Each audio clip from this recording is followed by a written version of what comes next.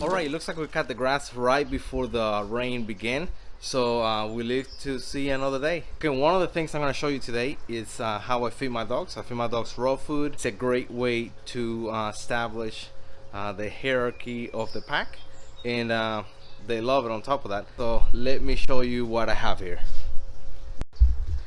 Alright, here we have some raw chicken thigh. It's a thigh and a leg, and that's what they're gonna be eating today. That's not the whole meal for the day, but something to chew on. I also got Maggie and Charlie waiting to eat their meal. They're gonna love it. Alright, steak. So what I do is I'll just throw it somewhere, steak, and just let them go for whatever they want. Stay. Alrighty. Alright, you can eat. It's first time eating raw chicken, so see how she likes it.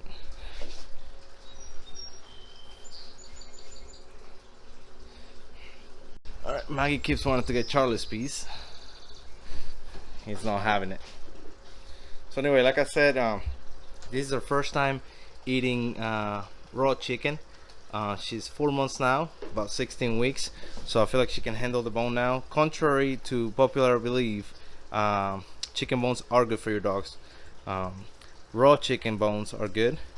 Cooked are the ones that are bad because they get toasted when you cook them, and when they eat it, they shatter and can hurt their liver and whatnot.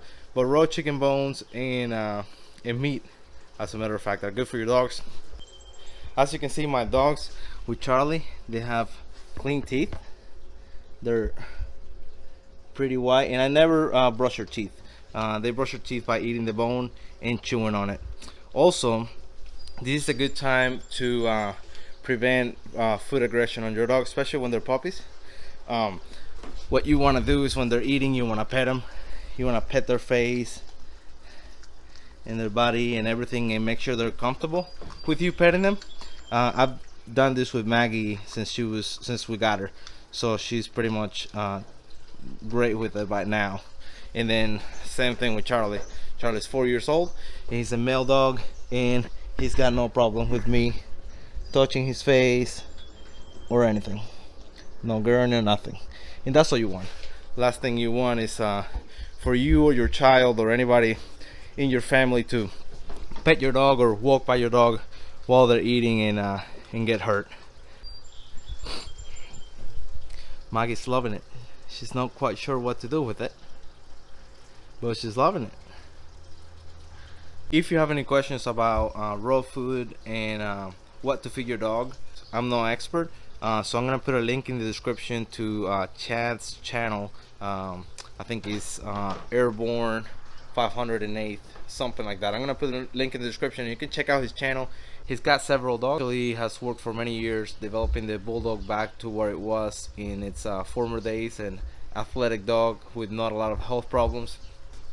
And he is also has started a new breed, which are the Lycan Shepherds, which are basically working German Shepherds with more of a wolf look to them. So check out his channel. He's got a lot of mukbangs, feedings, and you're gonna learn a lot. I found out his channel about 3 years ago, and I've been feeding my dogs raw ever since, and I've had great results.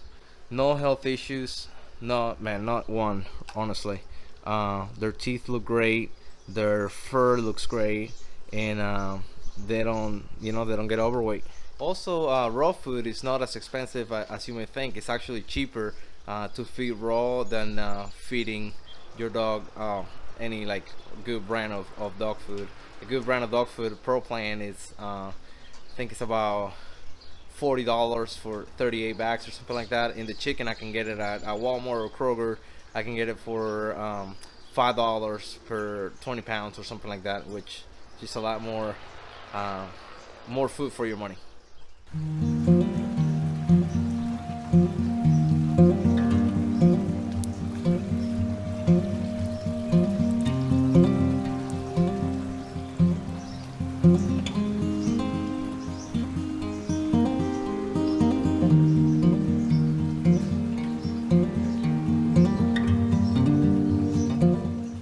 Right, and here's an update for our seeds for the raised garden bed. We're planting tomatoes, cucumbers, and herbs like cilantro, oregano, and some other things that we're gonna put on our raised garden bed. But we haven't been able to because it's been really cold outside, and plants need that heat in order to develop. All right, it finally stopped raining, but the weather's still pretty bad. That's why I'm wearing this jacket. But anyway, we are running out of things to do here at the house. Can't go out anywhere.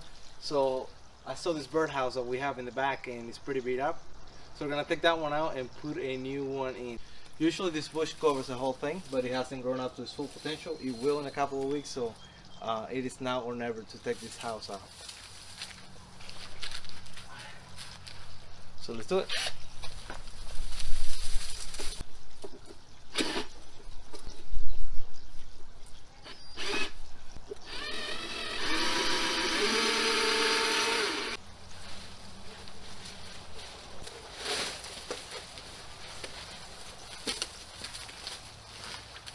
Alright, that's much better. So like I said, we have a new birdhouse inside, so we can start working on that. Alright, so this right here is a birdhouse that we're gonna put outside to replace the broken one. This birdhouse was left here by the previous owner.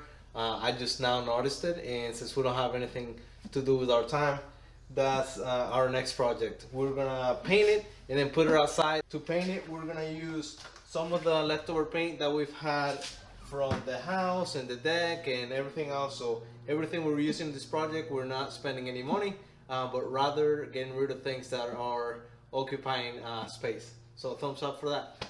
Let's get to painting.